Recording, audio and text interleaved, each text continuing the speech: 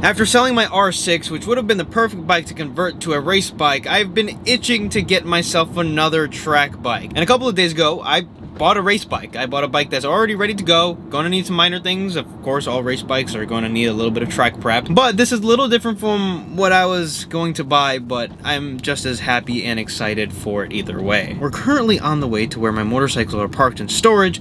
Pull it out of storage, rip it around parking lot, because this bike is not street legal, and I have nowhere to rip it for a little bit. So I went and picked up the bike. I decided it was easier to just bring it here, even though I don't really have room for it, than to make a video at the storage. So behind me is my new bike.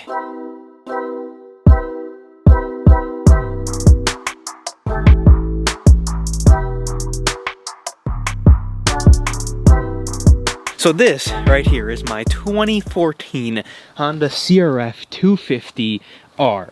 Now, this probably isn't what you guys were imagining when I said race bike, because I've been talking a little bit about getting like an actual track bike like an R6 or an R3. But, of course, just like all of my bikes, there is a story behind this and why I decided to purchase one of these instead of a conventional sport bike or something along that extent to take on road tracks. I suppose the story isn't too crazy or interesting, but basically one of my buddies decided that he wants to buy a dirt bike, and I said, well, if you bought one, I would buy one. And then a third friend said, I would also buy one if you guys bought one. And one thing led to another. One of my friends who we bullied into getting the first bike actually bought his bike, so then it turned out we had to also buy bikes. So now we have 3 Honda CRF 250Rs. All of us bought the exact same bike. We have 2 2014s, one 2016. No differences between the bikes other than the fact that the 2016 has mapping on it. Basically what that means is in 2016 it has an additional button somewhere on the bike which changes it from like a slower map to a faster map.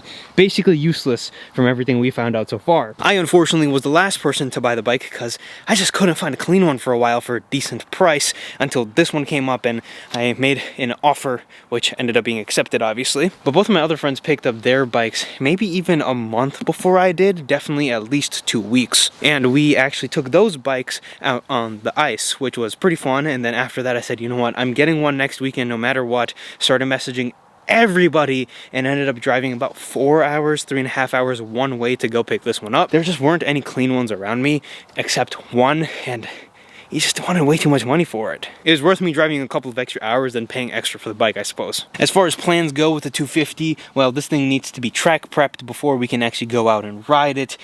The tires are old. I don't know the condition of the oil. It was changed last year apparently, but it wasn't rode all too much. An older guy had this bike before I did, and he said he basically just rode around his backyard track and that he just didn't put enough hours on the bike. These bikes are measured by hours, not by mileage. If you guys have never seen one of these bikes before, this is a race motorcycle. Even though it's a 250, this 250 probably makes upwards towards 30 or 40 horsepower. They also redline closer to 13,000 RPM, I believe. So yeah, these things might not seem like they're monsters, but it is a little monster. 250 is more than any normal person, especially a beginner like me who's never been on the dirt, can handle. Been on the dirt, I suppose, with actual motocross tracks and stuff like that, which is the plan with this bike. There are a couple of tracks near me, but not only that, there are some trails. I talked about this with the TW. There aren't any trails within an hour or 2 hours of me, which kind of sucks. So I wanted to take this on some trails. We're gonna have to trailer the motorcycles an hour and a half, 2 hours minimum. Most likely we're gonna have to take them up into the UP in Michigan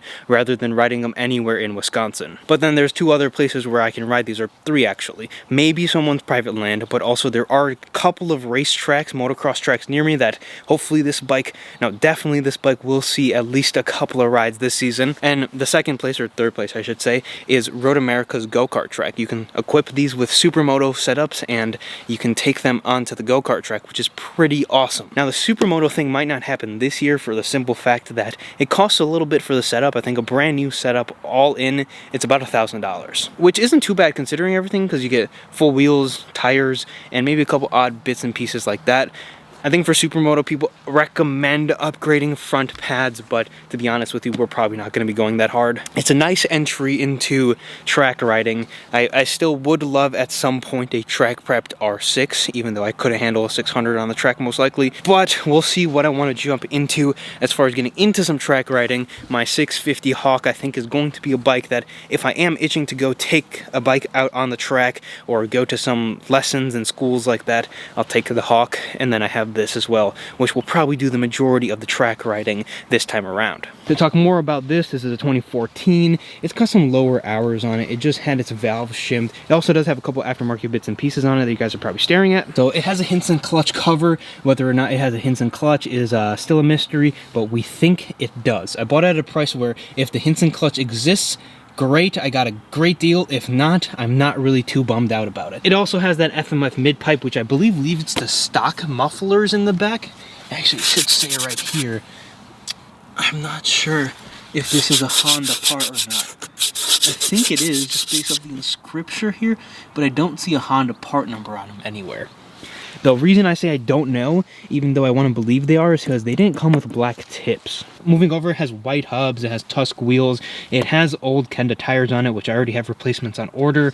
It has what I believe is an upgraded rear master. Kind of someone's like fun tinker around toy. It has like radiator brackets. It has an aftermarket front brake reservoir cover. This is still stock, I believe. It just has the cover. It has mica bar, and then it also has this super cheap clutch lever, which I already have a replacement for. Plastics are in rough condition. Luckily, there's a good sale on plastics going around. So when I begin, I'm going to use these and I'll chuck them off and throw the new ones on. It looks really odd because there's no graphics on it either. It has Tusk wheels, same white hub in the front, and it has a hole shot device, which is pretty sick. Never gonna use that, but it's there. So let's start the bike, put some heat into it, go rip it around the lawn, I guess, a little. It is a little wet, so it's probably gonna tear into the lawn, so we probably won't go too hard. So this being a 2014, it is fuel injected.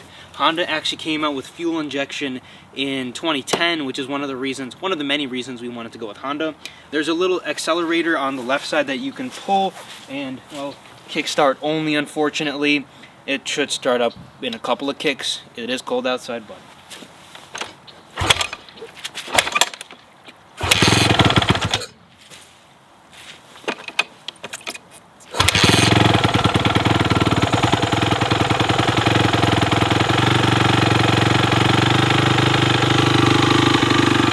These motors do chatter a lot more than any regular motor does. You see right here, the accelerator. They chatter a lot more because this is a race motor. You have to maintain it like a race motor, which is something I know if you're commenting that, but just so some of you guys who perhaps don't know what this is, it requires a little bit of extra attention.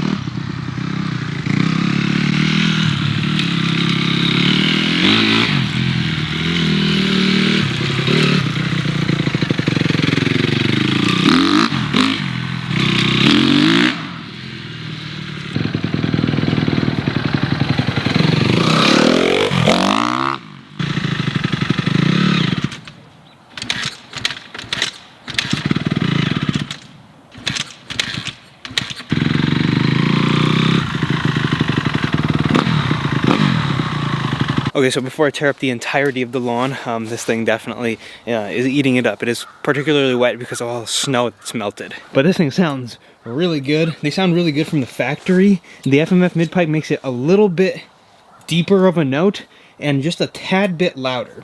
You can't really notice how much louder it is than a stock bike until you really get on it. That's the new bike, that's the new rig. Unfortunately, I've tried to make this video like 3 times so far, and I had to just end up bringing it home. And today is Friday, right before I have to upload this. So I said, you know what?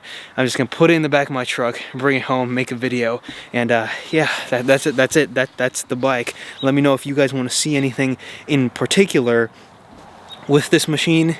This isn't really a content machine per se for myself, but definitely will be making, you know, first day at the track, prepping it for the track, and a little bit of progress here and there with the bike. Hopefully soon we'll be taking the motorcycle out. I have some parts on order for it already. I need to just do the basic servicing, check the chain, check the sprocket, all the basic stuff you'd want to do before going for a ride, and a little bit of extra stuff because, well, it's most likely going to be taken to a track.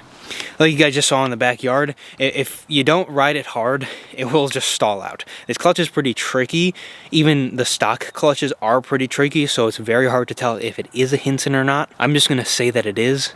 I'm staring at the patch of dirt I just ripped up, and I saw that and I'm like, okay, it is time to stop before I make this worse. But I'm very excited for the dirt bike.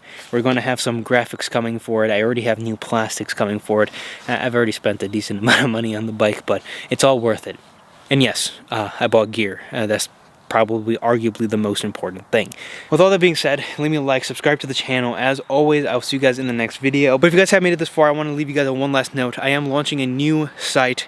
More information on it coming soon. We're launching the Vintage Racing Club. If you want to join the club, get access to the early pre-launch, go to the website, vintageracing.co. Sign up for the website because we got a whole bunch of stuff coming on there really soon. We're doing a pre-launch, so sign up to the email list and we will have more information coming out soon, so be the first to get notified.